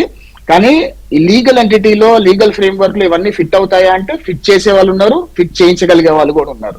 సో అవన్నీ టెక్నికల్ గా మాట్లాడుకోకూడదు కానీ పరిస్థితులు అయితే ఇక్కడ ఏం బాగాలేదు అనే విషయం అయితే వాస్తవంగా చెప్తున్నానండి. ఎందుకంటే మేము ఇక్కడ ఉంటున్నాము, ఇక్కడ చాలా చూస్తున్నాము. H1Bలు ఎంత ఇబ్బంది పడుతున్నారు, ఓపీటీలు ఎంత ఇబ్బంది పడుతున్నారు, సిపిటీలు ఎంత ఇబ్బంది పడుతున్నారు. ఆల్రెడీ సిటిజన్స్ ఎవరైతే ఫెడరల్ లో ఉద్యోగాలపై వాళ్ళు బయటకు వచ్చి ఇంకో 6 to 8 months లో వాళ్ళు ఏ రకంగా ఇక్కడ ఎంప్లాయ్మెంట్ అక్యుములేట్ అవుతుంది, ఎంతమంది బెంచ్ మీద ఎంతమంది స్కిల్డ్ లేబర్ బయటకు వస్తారు మార్కెట్. అదే కదా ఇప్పుడు అక్కడ యుఎస్ లో సిచ్యువేషన్ బాగాలేదు అనేదే ఇప్పుడు మనం ఇష్యూ టేకప్ చేసిన ఇష్యూ కూడా అదే. అయితే అది లీగల్గా ఇల్లీగలా అనేది పక్కన పెడితే ఇక్కడ హ్యూమన్ రైట్స్ హ్యుమానిటీ అనేది ఒకటి మిస్ అవుతుంది. అమెరికన్ ట్రంప్ విషయంలో ఒక్కటి క్లియర్ గా మనం ఆలోచించాలండి. Trump the last time. ఆయన చరిత్రలో ఆయన పేరు రాసుకోవాలనుకుంటున్నాడు. సో వాళ్ళ దేశానికి సంబంధించిన విధంగానే ఆయన ముందుకెళ్తాడు. దానికి వెరీ క్లియర్. తప్పలేదండి. మనం ట్రంప్ ని తప్పుపడడానికి కూడా ఏం లేదు. ఆయన ఆ దేశం మనిషిగానే ఆలోచిస్తే ఆలోచించనివ్వండి, మనమేం కాదనడల్లా. కాకపోతే ఇక్కడ ఇప్పుడు ఇందాక సుబ్బారావు గారు చెప్పినట్టుగా ఏదో దేశాలు దాటి మంచు కొండల్లోంచి అడవుల్లోంచి దొంగతనంగా ఎంటర్ అయిన వాళ్ళ మీద పెడితే, పేపర్స్ లేని వాళ్ళ మీద ఓకే, అది కొంతవరకు మనం అర్థం చేసుకోవచ్చు. కానీ ఇక్కడ స్టడీకి వచ్చి స్టడీ అయిపోయిన తర్వాత జాబ్కి స్టడీకి గ్యాప్లో ఉన్న వాళ్ళు బతకడం కోసం అయితే ఏదో ఒకటి చేయాలి కదా. వాళ్ళని సంఖ్యలు వేసుకుని వెనక్కి పంపించేస్తాము అనే దగ్గర మీకు ఒక విషయం చెప్తాను సార్. ఇప్పుడు నువ్వు చెప్పిన పాప అమ్మాయిదే ఎగ్జాంపుల్ తీసుకుంటే అలాంటి వాళ్ళు చాలా మంది ఇరుక్కుపోతున్నారు కదా. అవును, మీకు ఒక విషయం చెప్తాను సార్. టెక్నికల్లీ అమెరికన్ రూల్ ప్రకారం ఒక విషయం చెప్తాను. ఇక్కడ చదువుకోవడానికి వచ్చిన వాళ్ళకే అమెరికాలో జాబ్లు ఇవ్వాలని రూల్ ఎక్కడ లేదండి. లేదులే, వెరీ క్లియర్ గా రూల్ ఎక్కడ లేదు. సో ఇక్కడ చదువుకోవడానికి వచ్చిన వాళ్ళు H1B వేసుకుంటే లాటిల్లో పిక్ అయితే H1B ద్వారా ఉద్యోగం చేసుకోవచ్చు. కానీ టెక్నికల్ గా చదువుకోవడానికి వచ్చిన వాళ్ళు చదువుకొని వెనక్కి వెళ్ళిపోవాలి. That's the rule of the F1 రూలే అది. యాక్చువల్గా ఇక్కడ అదనంగా చదువుకొని ఉద్యోగం చేసుకోవడం అనేది వాళ్ళ స్కిల్, వాళ్ళ టాలెంట్, వాళ్ళ వచ్చే ఆపర్చునిటీస్ బట్టి ఉంటాయి. ఇక్కడ జరుగుతుందల్లా ఏంటంటే ఈ సిచ్యుయేషన్ అంతా ఎక్కడ ఫ్లేర్ అప్ అయిందంటే, ఇప్పుడు రెస్టారెంట్స్ లో ఉద్యోగాలు చేసుకోవాలనుకోండి, అమెరికన్ సిటిజన్స్ చాలా మంది టెక్నాలజీలో చాలా ఇంపార్టెంట్ గా లేని వాళ్ళు ఉన్నారు. వాళ్ళందరూ ఏంటి $15 $20 ఉద్యోగాలు చేసుకుంటారు. మన వాళ్ళు వచ్చి ఏం చేశారు, దాన్ని మేము $8 పనిచేస్తామని చెప్పి $8 పనిచేయడం మొదలు పెట్టారు. ఆ $8 పనిచేయడం వల్ల ఇక్కడ వీళ్ళకి ఉద్యోగాలు ఇచ్చి ఆ పిల్లలను బయట పంపించేశారు. అక్కడ నుంచి ఇష్యూ స్టార్ట్ అయింది. ఇదంతా స్టార్ట్ అయ్యి ఫ్లేర్ అప్ అయ్యి ఇప్పుడు మన నెత్తి మీదకి వచ్చింది. ఇప్పుడు మనకు నెత్తి మీదకి వచ్చింది ఇది. ఒక్క నిమిషం చక్రవర్తి గారు, ఇక్కడ this is very crucial point. I think మన బైలాటరల్ రిలేషన్స్ ని ఉపయోగించి ఈ క్రైసిస్ నుంచి మన వాళ్ళని, మన పిల్లల్ని ప్రొటెక్ట్ చేయడం అనేది ఇప్పుడు మన గవర్నమెంట్ ఏం చేస్తుంది అనేది చాలా ఇంపార్టెంట్ స్టెప్ కదా. పైగా మోడీ వెళ్తున్నట్టున్నారు, ఈ 16th US వెళ్తున్నట్టున్నారు. సో మీ అనాలిసిస్ ప్రకారం ఇండియా సైడ్ నుంచి ఇప్పుడు ఏం చేయొచ్చు మన పిల్లల్ని కాపాడుకోవడానికి? ఎందుకంటే ఇప్పుడు వాళ్ళని డిటెన్షన్లో పట్టుకొని ఆ సంఖ్యలు వేసి ఫ్లైట్లో వెనక్కి పంపితే డిపోర్ట్ చేస్తే ఇంకా వాళ్ళ వీసా క్యాన్సిల్, వాళ్ళకి పాస్పోర్టే యూఎస్కి ఎంట్రీయే క్యాన్సిల్, వాళ్ళ లైఫ్ టైం క్యాన్సిల్. ఈ పైగా యూఎస్కి క్యాన్సిల్ అయితే చాలా దేశాలకు ఎంట్రీ ఉండదు, అది కూడా ఒక ప్రాబ్లం ఉంది. సో ఇప్పుడు మన దేశం ఏం చేయాల్సి ఉంటుంది? ఒకటి, ఇవాళ జయశంకర్ గారు ఎక్స్టర్నల్ అఫైర్స్ మినిస్టర్, అవును, పార్లమెంట్ లో ఎక్స్టెన్సివ్ గా మాట్లాడారు. దీని మీద చాలా స్పష్టత ఇచ్చారు. ఆయన చెప్పింది ఇది కొత్త కాదు. అమెరికా వాళ్ళు విమానంలో ఎక్కించి వాళ్ళని భారతదేశం పంపించడం కొత్త కాదు. ఆయన 2012 నుంచి, అంటే యూపీఏ పాలన నుంచి వస్తూనే ఉన్నాయి. 2024లో పోయిన సంవత్సరంలో 1368 మంది వచ్చారని చెప్పడం జరిగింది. 2020లో దాదాపు 2000 మంది ఈ విధంగా పంపిస్తున్నారు. ఇదేది కొత్త కాదు. సంఖ్యలు వేయటం కూడా కొత్త ప్రొసీజర్ కాదు. యాక్చువల్లీ మీరు కనుక ఆలోచిస్తే ఇల్లీగల్ ఇమిగ్రెంట్స్ వాళ్ళని మిలిటరీ ప్లేన్ ఎక్కిస్తున్నారు. మళ్ళా ఆ ప్లేన్ లో ఏమైనా ప్రమాదం జరిగి ఒకరి మీద ఒకరు దాడి చేసుకోవటం, ఎవరైనా ఆత్మహత్య చేసుకునే ప్రయత్నం చేసుకోవడం జరిగితే ప్రపంచం అంతా గగ్గోలు పెట్టింది. ఇటు చంపేశారు, వీళ్ళు ఇది చేశారు అని. So it is a safety precaution to make sure nothing untowards happens. అయితే వాళ్ళు జయశంకర్ గారు చెప్పింది ఏంటంటే మహిళలకి పిల్లలకి సంఖ్యలు వేయట్లేరు అనేది ఒకటి చెప్పారు. దాంతో పాటు వాళ్ళకి భోజనాలు పెట్టడం, బాత్రూమ్కి వెళ్ళడానికి సౌకర్యాలు అన్ని కల్పిస్తున్నారు. దాంట్లో అసలు ఎక్కడ తేడా లేదు అనేది చెప్పడం జరిగింది. ఆ ప్రొసీజర్ మన కొరకు మారుస్తారని నేను ఎందుకు అనుకోవట్లేదు అంటే, ట్రంప్ చాలా అగ్రెసివ్ గా ఉన్నాడు. ఈ రోజు మొన్న కొలంబియాకి విమానంలో ఎక్కించి పంపిస్తే కొలంబియా వెనక్కి పంపించేసింది. ఏది ఇల్లీగల్ ఇమిగ్రెంట్స్ ని. మనలాగానే వాళ్ళు కూడా పంపించారు. పంపిస్తే ఏమంటే 50% 100% టారిఫ్ అన్నాడు. ఇప్పుడు ఈయన టారిఫ్ కింగ్ అయ్యాడుగా ట్రంప్. మాట్లాడితే టారిఫ్ అని బెదిరిస్తారు. అంటే దానికి కొంత చెక్ అండ్ బ్యాలెన్స్ వస్తున్నాయి, బట్ విల్ గెట్ దేర్. అంటే కొలంబియా వెంటనే వాళ్ళ సొంత విమానం పంపించింది అమెరికాకి, పంపించి వాళ్ళందరినీ పట్టుకెళ్ళింది. సో ట్రంప్ అంటే ప్రెసిడెన్సీకి కొత్తగా వచ్చాడు కాబట్టి ఆ అగ్రెషన్ చూపించుకోవాలన్న తాపత్రయం ఉంటుంది. And he's trying to send a message అండి, మోర్ దాన్ సెండింగ్ ఈ అందరు ఇల్లీగల్ ఇమిగ్రెంట్స్ ని వెనక్కి పంపించడం కన్నా కూడా ప్రపంచంలో అన్ని దేశాలకి మీరు ఇట్లా ఇష్టం వచ్చినట్లు మా దేశానికి వచ్చే అవకాశం లేదు అన్న సందేశం పంపిస్తున్నాడు. ఇక మీరు అడిగిన ముఖ్యమైన ప్రశ్న మోడీ గారు ఏం చేయగలరు అనేది. మోడీ గారు ఆల్రెడీ టారిఫ్స్ విషయంలో కొంత తగ్గారు. ఇతర దేశాల కంటే బాగా తగ్గారు. కొంచెం కెనడా పుష్ బ్యాక్ చేసింది, మెక్సికో పుష్ బ్యాక్, చైనా అయితే రివర్స్ టారిఫ్ లేసింది, మీకు తెలిసిన విషయం. మోడీ గారు మన దగ్గర మాటలు ఎక్కువ, విదేశాల్లో మరి ఎంత చేతలు ఉంటాయో వేచి చూడాలి. We have to wait and see. However I think definitely ఇది ప్రధాన అంశం. ట్రంప్ ను కలిసినప్పుడు 10 అంశాల్లో ఇది definitely it will be there in the top 10 list of things. It should be there. మనం అడగాల్సిందల్లా ఏంటంటే కొంత హ్యూమానిటేరియన్ యాంగిల్, ఎస్పెషల్లీ విద్యార్థులు లాంటి వాళ్ళ మీద కొంత లిబరల్ గా చేస్తే బాగుంటుంది. ఇప్పుడు ఈ ఇల్లీగల్ గా పనామా నుంచి, మెక్సికో నుంచి, L Salvador, Latin American countries అన్ని దాటుకొని ఎవరికో 50 లక్షలు ఇచ్చి వచ్చే వాళ్ళు ఒక ఎత్తు. మీరు విద్యార్థిగా వెళ్ళి గత్యంతరం లేక, ఇందాక మన సుబ్బారావు గారు అన్నారు సిపిటి అని, క్యాంపస్ లో పనిచేయడానికి అసలు ఏమీ అవసరం లేదండి. అందరు విద్యార్థులు 20 గంటలు క్యాంపస్ లో పనిచేసుకోవచ్చు. క్యాంపస్ జాబ్స్ ఉంటాయి, కాకపోతే సరిపోని ఉండవు కాబట్టి మళ్ళీ వీళ్ళు గ్యాస్ స్టేషన్ కానీ రెస్టారెంట్స్ కానీ వెళ్తారు. కాబట్టి కొంచెం సానుభూతితో పిల్లల్ని చూడాలని మోడీ గారు అడగటం చాలా ఇంపార్టెంట్ ఈరోజు. ఎందుకంటే లక్షలాది భారతీయులు ఈరోజు అమెరికాలో ఉన్నారు కాబట్టి వాళ్ళ పట్ల కొంత సానుభూతితో వ్యవహరించాల్సిన అవసరం ఉంది. ప్రత్యేకంగా F1కి వెళ్ళిన వాళ్ళు చిన్నపిల్లలు, భవిష్యత్తు చాలా ముఖ్యం. But at the same time ఇందాక జనిత గారు అనుకుంటా అన్నారు, చాలా మంది పాత రోజుల్లో ఇప్పుడు నేను వెళ్ళినప్పుడు లోన్లు అన్ని చూసుకొని పక్కగా చూసుకొని అసిస్టెంట్షిప్ వచ్చిందా అని వెళ్ళేవాళ్ళం. ఎందుకంటే అక్కడికి వెళ్ళిన తర్వాత ఇంకా భారతదేశం నుంచి డబ్బులు వచ్చే కావు. మొదటి సెమిస్టర్ కి విమాన టికెట్ కొని పంపించేవాళ్ళు కాబట్టి అన్ని జాగ్రత్తగా చూసుకొని వెళ్ళేవాళ్ళు. ఇప్పుడు అట్లా లేదు, ఎట్లా పడితే అట్లా వెళ్ళిపోతున్నారు, అక్కడ ఏదో ఒకటి చేసి బతికేయచ్చు అనేది. కాబట్టి అట్లా కూడా లేదులేండి. ఇప్పుడు కూడా వీళ్ళు ఫీజులకు సరిపోను బ్యాంక్ లోన్స్ ఇస్తున్నాయి, అవి చూసుకొని ఉన్నంతలో కొంత అమౌంట్స్ సర్ది పెడితే అవి వెళ్తున్నారు. కానీ చదువు అయిపోయిన తర్వాత కూడా వాళ్ళకి పంప్ చేయాలంటే పేరెంట్స్కి అంత ఈజీ కాదు. ఆ ప్రెషర్లో పిల్లలు ఏదో దొంగతనంగానో ఇందులోనో సూపర్ మార్కెట్లోనో అక్కడ ఇక్కడ ఏదో పని చేయాలని వెళ్ళి, ఇందాక మనోడు చెప్పినట్టుగా, తమ్ముడు చెప్పినట్టుగా ఆ అమ్మాయి లాగా దొరికిపోయే ప్రమాదం ఉంది. వాటిని ఎట్లా మనం అడ్రస్ చేయాలనేది మీరు ఇచ్చిన సవరణ చాలా సరైంది. ఇన్ఫాక్ట్ ఇప్పుడు అఫోర్డబిలిటీ పెరిగింది ఇండియాలో. భారతదేశంలో 1990s కాదు, ఒక సెమిస్టర్ ఫీజు కట్టడానికి ఇల్లు తాకట్టు పెట్టేవాళ్ళం అప్పుడు. ఇప్పుడు కాస్త ఆర్థికంగా కొంత సంపద సృష్టించిన దేశంలో బ్యాంకులు కూడా లిబరల్ గా ఉన్నాయి, లోన్లు కడుతున్నారు వెనక్కి, రీపేయింగ్ ద లోన్స్ చాలా మంది. కాబట్టి బ్యాంకులకు ధైర్యం వచ్చింది విదేశాలకు వెళ్ళిన లోన్లు ఇవ్వచ్చు అనేది. కాబట్టి it is definitely actually better ఇవాళ. హౌఎవర్ సంఖ్య పెరిగింది and I think that is what ఈ మోడీ గారు కానీ జయశంకర్ గారు కానీ మాట్లాడాల్సింది ఏంటంటే అమెరికా తోటి ప్రత్యేకంగా విద్యార్థుల విషయంలో కొంత సానుభూతి పరంగా వాళ్ళు గత్యంతరం పరిస్థితిలో కొంచెం నా అభిప్రాయంలో అసలు they should be allowed to work అండి. మీరు ఎట్లా దేశంలో రానిచ్చారు, విద్యార్థులు 15 గంటలు 20 గంటలు వాళ్ళు బతకడానికి డబ్బులు సంపాదించుకునే అవకాశం కల్పిస్తే మంచిది. అసలు ఈ గొడవంతా ఉండదు.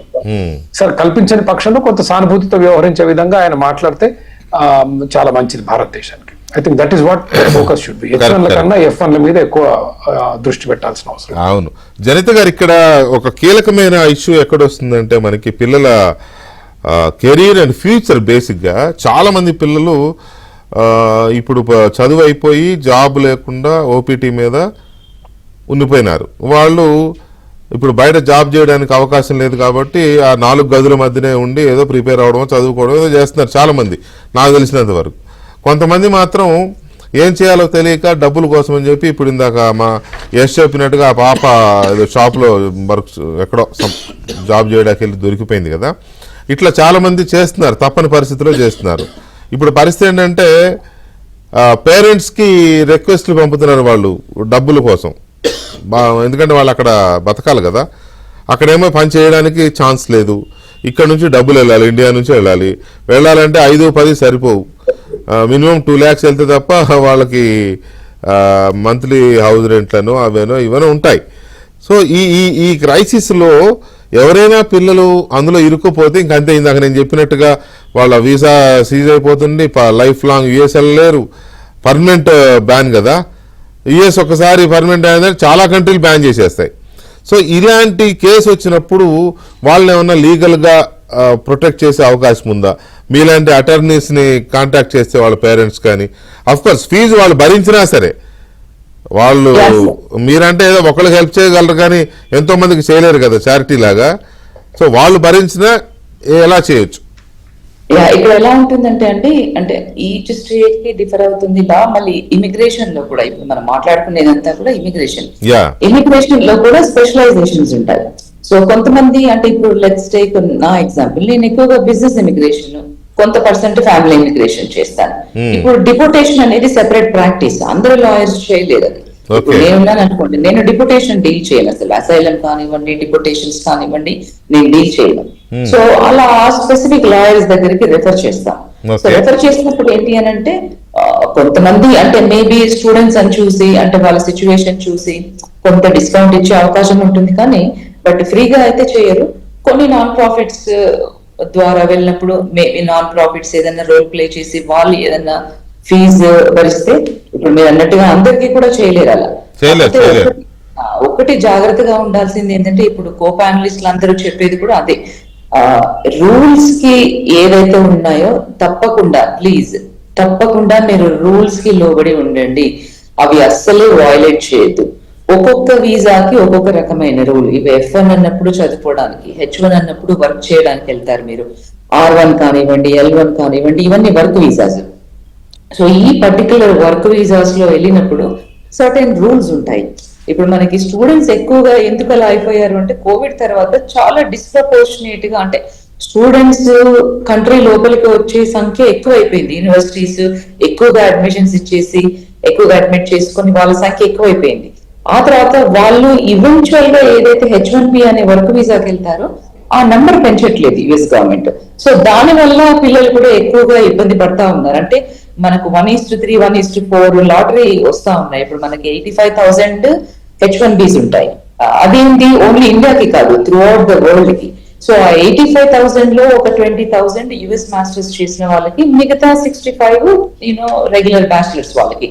అంటే మీరు చూడండి ఇప్పుడు సంవత్సరం ఓన్లీ ఇండియా నుంచి ఇంత లక్షల్లో వెళ్ళినప్పుడు ఆ ప్రపోర్షనేట్ యాక్సెప్టెన్స్ అనేది వెరీ ఇంపార్టెంట్. అంటే టు బ్యాలెన్స్ ఇట్ అవుట్, అంటే యూనివర్సిటీస్ కి స్టూడెంట్స్ కావాలి, వాళ్ళకి డబ్బులు కావాలి, but at the same time students ఇంత డబ్బులు పెట్టి అక్కడ చదివినప్పుడు కొంతన్నా అక్కడ అంటే వాళ్ళకి ఏదైతే చదువులో అంటే గెయిన్ చేసుకుంటారో నాలెడ్జ్ ని, దాన్ని ప్రాక్టికల్ గా అప్లై చేసి అక్కడ జాబ్ చేయాలనుకుంటారు, కొంత సంపాదించుకుంటారు ప్రాక్టికల్ అప్లికేషన్. ఇప్పుడు మనకు OPT ఉంది after the graduation. So optional practical training లో వాళ్ళు they want to work and then వీళ్ళు నేర్చుకునే నాలెడ్జ్ ని అక్కడ ఇంప్లిమెంట్ చేస్తారు. సో అలా అది అయిపోయినాక కూడా కొన్నిసార్లు H1B పిక్ అవ్వని విషయంలో ఏంటి అని అంటే వాళ్ళు సెకండ్ మాస్టర్స్ కి వెళ్ళడము, CPTs లో వర్క్ చేయడము ఇలా చేస్తున్నారు. బట్ యాజ్ లాంగ్ యాజ్ అంటే ఒకవేళ సెకండ్ మాస్టర్స్ కి వెళ్ళినా కూడా CPT లో వర్క్ చేసిన ఆ ఫీజ్ అంతా పే చేస్తున్నారు కాబట్టి అది లీగలే. బట్ ఓన్లీ థింగ్ వచ్చేసి ఆఫ్ క్యాంపస్ లో మటుకు వర్క్ చేయకండి. అలా వర్క్ చేయడం వల్ల ఒకవేళ మీరు అంటే ఈ డిఫరెంట్ ఆర్గనైజేషన్స్, ఈ డిపార్ట్మెంట్ ఆఫ్ హోమ్లాండ్ సెక్యూరిటీ కిందకి ఏ వస్తాయో, మీరు ఏ ఒక్కదానికి పట్టుబడినా కూడా మిమ్మల్ని డిపోర్ట్ చేయడం వల్ల ఏంటి అని అంటే మీకు డిగ్రీ రాదు, ఆ తర్వాత మీరు ఏదైతే డబ్బులు పెడతారో అదంతా పోతుంది, డిగ్రీ రాకుండా మీ హార్డ్ వర్క్ అంతా పోతుంది, డబ్బులు వేస్ట్ అయిపోతాయి. సో మేక్ షూర్ మీరు తప్పకుండా రూల్స్ కి కంప్లై అవ్వండి. ఇప్పుడు మనం మాట్లాడుకుంటా ఉన్నాం అంటే మోడీ గారు వెళ్తే ఒకవేళ అంటే అలా మాట్లాడే ఛాన్సెస్ అంటే మన ఓన్లీ అంటే ఇండియన్ కంట్రీకి వాళ్ళు ఎగ్జంప్షన్ ఇచ్చే ఛాన్సెస్ ఉన్నాయా అంటే ఒకవేళ ఉంటే ఇండియా కోసం వాళ్ళ పాలసీని మార్చుకుంటారా అనేది డౌటే. అది హైలీ అన్లైక్లీ అది మటుకు. ఎందుకనంటే ఓన్లీ ఒక కంట్రీ కోసము వాళ్ళు మార్చుకోరు, అంటే అది రూల్స్ ఈక్వల్ గా అప్లికబుల్ అవ్వాలి.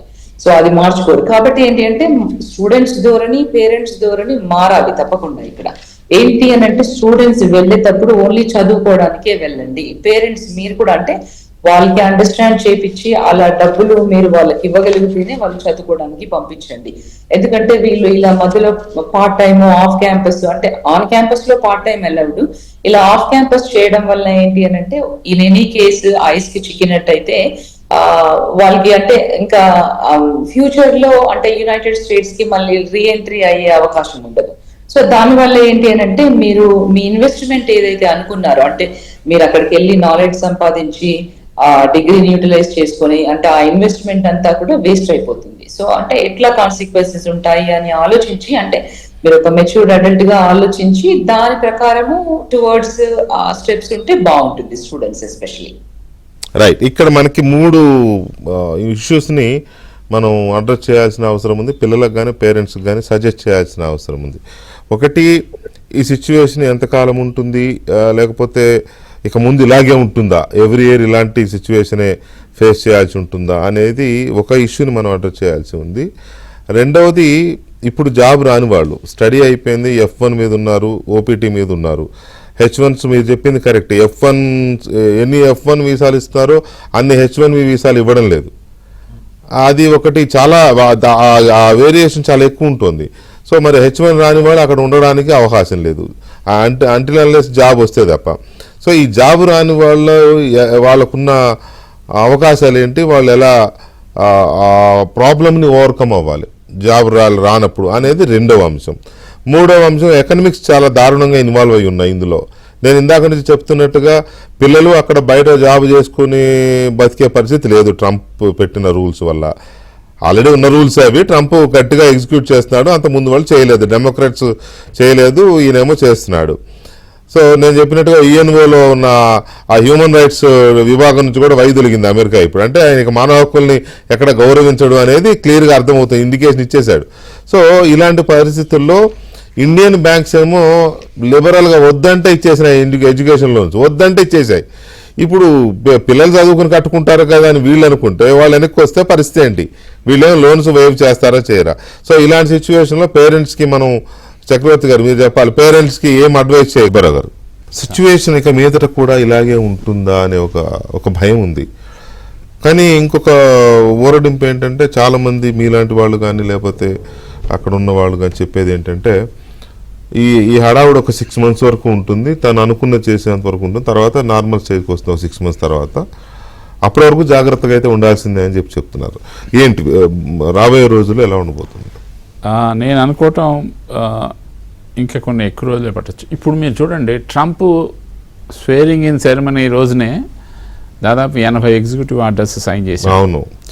ఈ 10 రోజుల్లో కూడా ఏ రోజు ఎవరితో ఏం చేస్తున్నాడో కూడా తెలియని అంటే ఒక పక్క గాజా అంటాడు ఇజ్రాయెల్, మళ్ళీ ఇంకో పక్కనేమో ఈ WHO నుంచి బయటకు వస్తున్నా అంటాడు, ఇంకోసారి ఏమో చైనా దాని ట్రేడింగ్ నుంచి అంటాడు.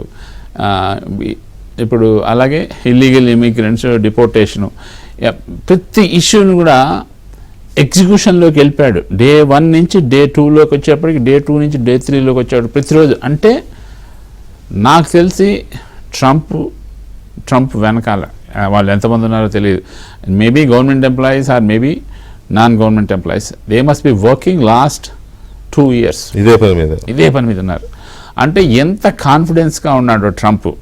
మీరు ఈవెన్ లాస్ట్ 1 year అనాలిసిస్ చూసినా కూడా ట్రంప్ నేను వచ్చేస్తా అని చెప్తూ వస్తున్నాడు. అవును, ఆన్ పార్ విత్ గవర్నమెంట్ వచ్చేసాడు. దాని మీద ఎన్ని కోర్టు కేసులు ఉన్నా సరే ఈ నేనే ఉంటానని చెప్పాడు. రిపబ్లికన్స్లో కూడా ఎంతమంది యంగ్స్టర్స్ ఉన్నారు, అయినా సరే 80 ఏళ్ళు ఉన్న ఈయన్ని రిపబ్లికన్ నామినీగా తీసుకోగలిగాడు, రాగలిగాడు.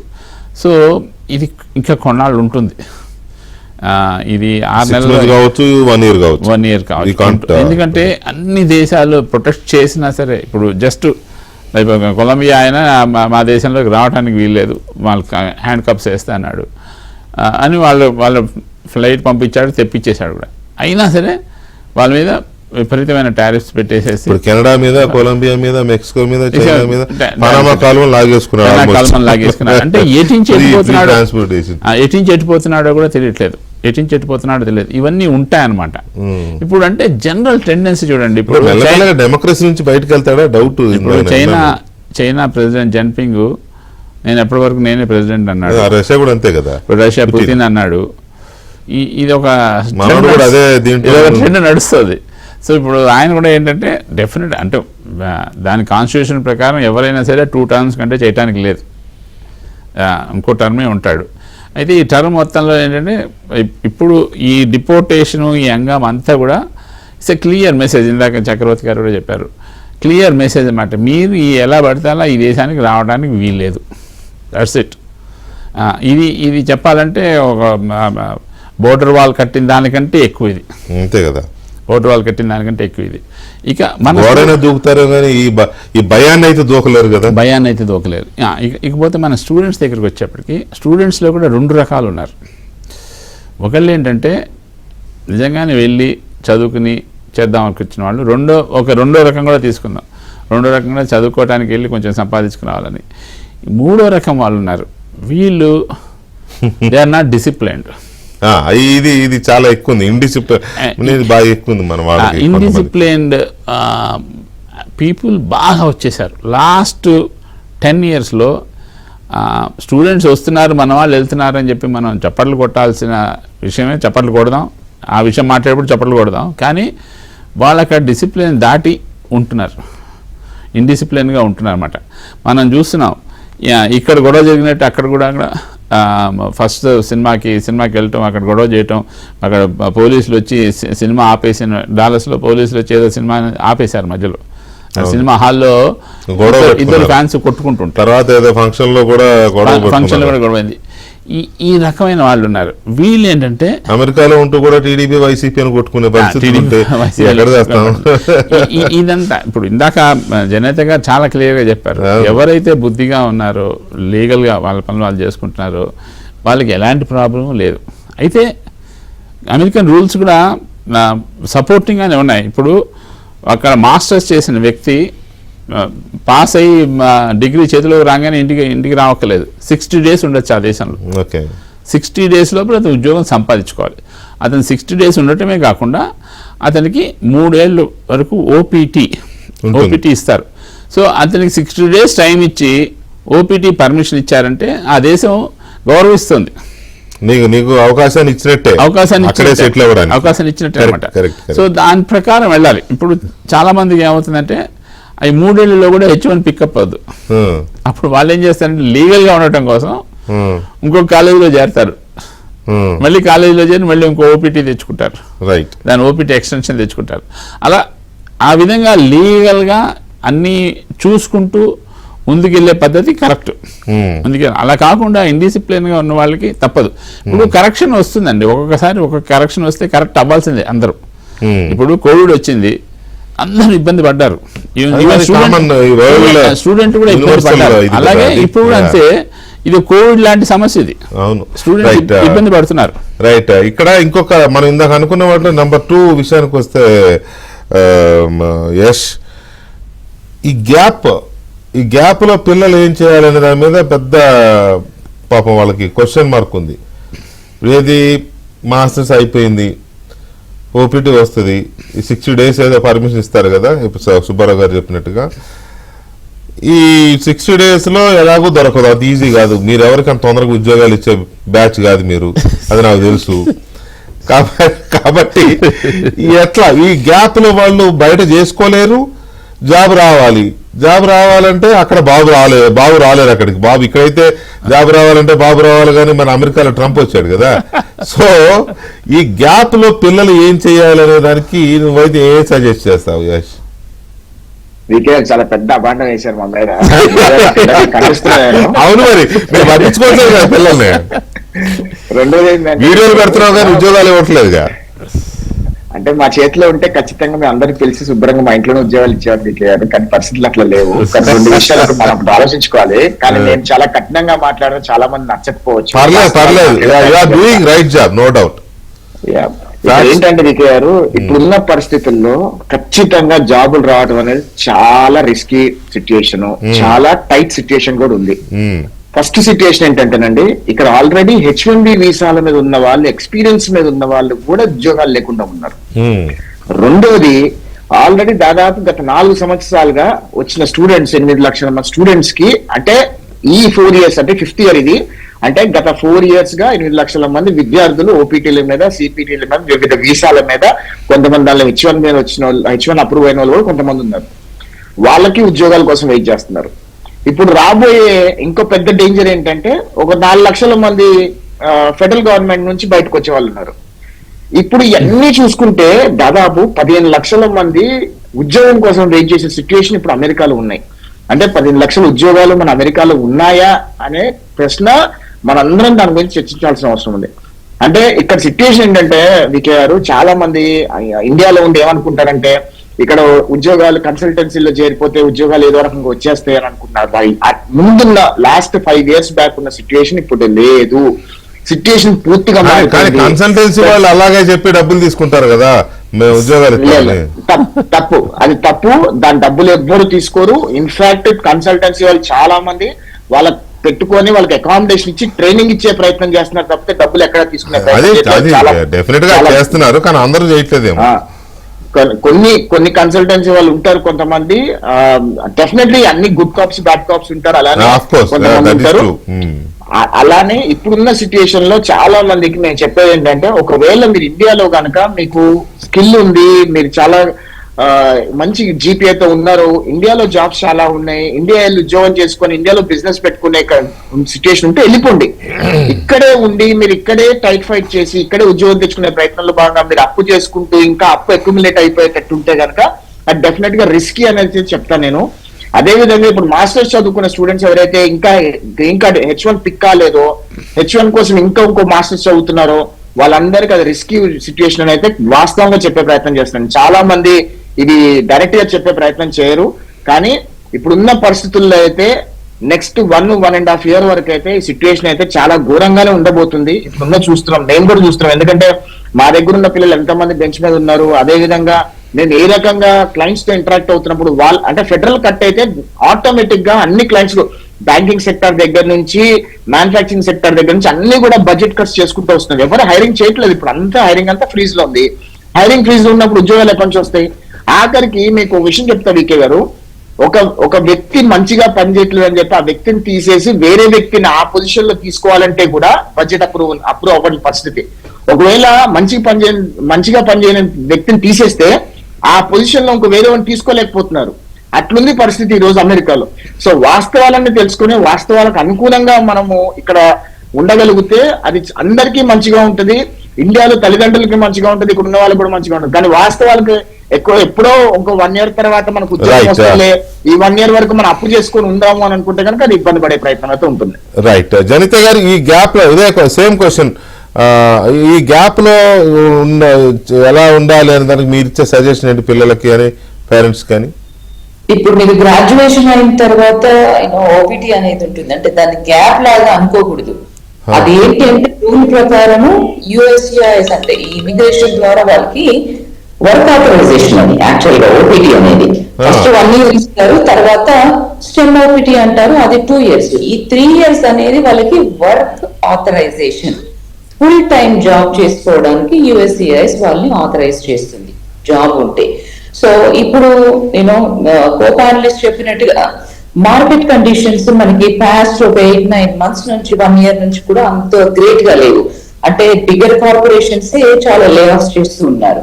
అఫ్ కోర్స్ కొంత రీహైర్ అవుతుంది, కానీ ఆ లెవెల్లో అవ్వట్లేదు గ్యాప్. ఇప్పుడు కూడా అంటే ఈ ఫెడరల్ గవర్నమెంట్ ఏదైతే ఉందో జాబ్స్ పోయి వాళ్ళు కూడా వచ్చినప్పుడు ఏంటి అని అంటే ఎక్కువ సిటిజన్స్ కి, అంటే ఇప్పుడు H1B కి కానివ్వండి మీరు స్పాన్సర్ చేయాలి.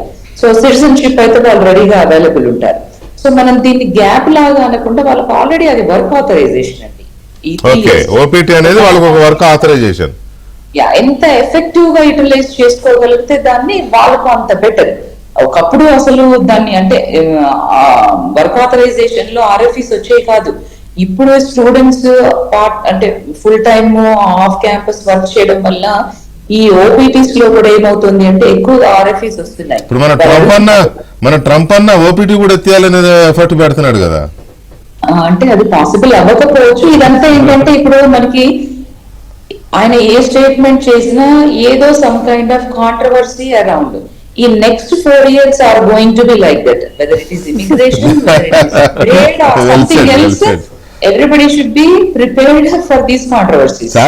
చాలా స్టేట్స్ కోర్ట్స్ కూడా ఆయన చెప్పిన వాటిని స్టాప్ చేస్తున్నాయి కదా. రైట్. ఫైనల్ గా చక్రవర్తి గారు, ఇది ఇందాక నేను మిమ్మల్ని మీతో అన్న ఎకనామికల్ ఇష్యూ ఉంది కదా, ఇది ఈ బ్యాంక్స్ ఇక్కడేమో అడిగినంత లోన్ ఇస్తున్నాయి పిల్లలకి. పాపం పేరెంట్స్ ఏమో లోన్ వస్తుంది కదా చదివిద్దామని పిల్లలు పంపిస్తున్నారు. వాళ్ళు అక్కడికి వెళ్ళినాక చదువుకుని జాబ్ రాకపోతే ఈ లోన్ కట్టాలి, నెల నెల పిల్లలకి డబ్బులు పంపాలి. ఈ పోనీ బ్యాంకులు ఏమన్నా ఇప్పుడు అక్కడ నుంచి తిరిగి వస్తారు అనుకోండి, అక్కడ జాబ్స్ లేవని తిరిగి వస్తే బ్యాంకులు ఏమైనా కనికరించి వే ఆఫ్ చేస్తాయా? చెయ్యవు. పోనీ అన్ని లక్షలు తీసుకొచ్చి మన దేశంలో చదివి మన కాలేజీలకి ఫీజులు కట్టారు కదా అని అమెరికా కనికరిస్తుందంటే అమెరికా కనికరించదు. ఎట్లా దీన్ని ఎలా బ్యాలెన్స్ చేయడం? ఇది చాలా క్లిష్టమైన సమస్య Venkatakrishna garu. But before I get there quickly, ఇందాక సుబ్బారావు గారు 1-2 విషయాలు అన్నారు, ఐ క్లారిటీ ఇస్తాను.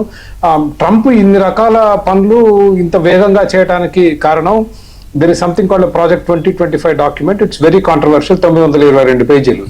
ట్రంప్ అధికారంలోకి వస్తే ఏం చేయాలనేది ఆ డాక్యుమెంట్ మీద 4 సంవత్సరాలుగా 100 సంస్థలు 100 ఎక్స్పర్ట్లు పనిచేసి ఆ డాక్యుమెంట్ ని తయారు చేశారు. ఆ డాక్యుమెంట్ లో ఉన్నట్లు చేసుకుంటూ వెళ్తున్నాడు ఆయన. ఈ రోజు మీరు ట్రంప్ చేసిన కొన్ని కార్యాలు చూస్తే it is straight from the document. Secure the border first, deweaponize federal government, ఇందాక యశ్ అన్నాడు 1,00,000 మందిని తీసేస్తున్నారు ఫెడరల్ గవర్నమెంట్ లో ఇచ్చని. Unleash American energy production, oil విపరీతంగా తవ్వేస్తున్నారు. 4 లక్షలు spending, cut the growth of government spending, ప్రభుత్వ ఖర్చులు తగ్గిస్తున్నారు. Make federal bureaucrats more accountable, DOGE మీరు విన్నారు కదా ఈలాన్ మస్క్ ది. Improve education by moving control, and lastly ban biological males from competing in women sports. నిన్నే సైన్ చేశాడు అది. ట్రాన్స్జెండర్స్ ఎవరైతే ఉన్నారో వాళ్ళు మహిళా కేటగిరీలో పోటీ చేయకుండా నిన్న చేశాడు. యాజ్ ఇట్ ఈస్ ప్రింట్ అన్నమాట. సో ఇన్ని చేయడానికి కారణం సుబ్బారావు గారికి అన్నదానికి నేను చెప్తున్నది ఏంటంటే, it came with pre plan. 4 సంవత్సరాలు ప్లాన్ చేసుకున్నారు.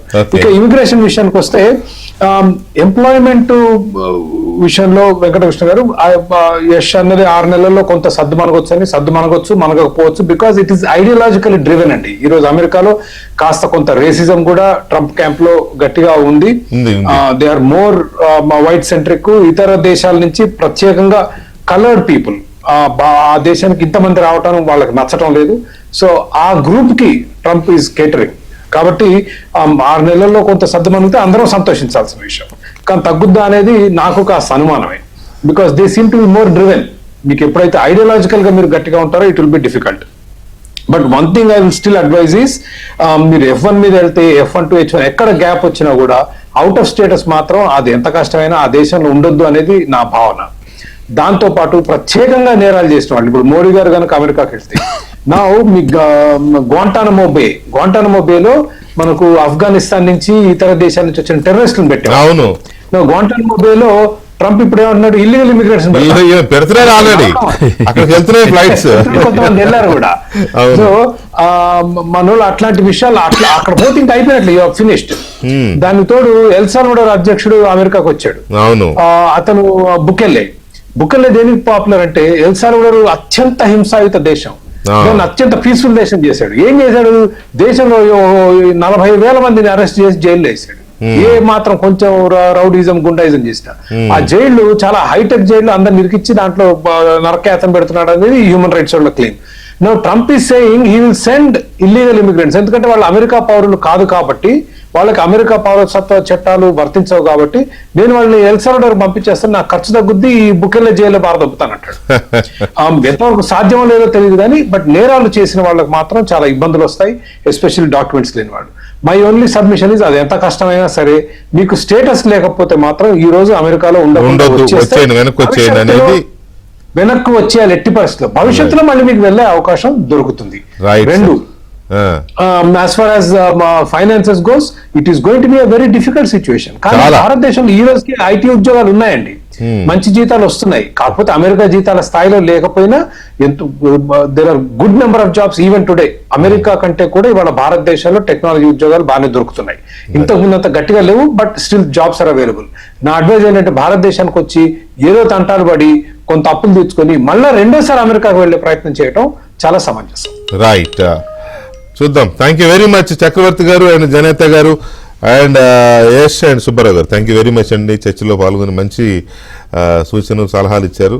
చూద్దాం, పేరెంట్స్కి పిల్లలకి ఇది చాలా ఉపయోగపడుద్ది డిబేట్ అని నేను ఆశిస్తున్నా. Anyway, thank you once again మీ అందరికీ. ఇది వాటి డిబేట్. మళ్ళీ రేపు కలుద్దాం. శుభరాత్రి.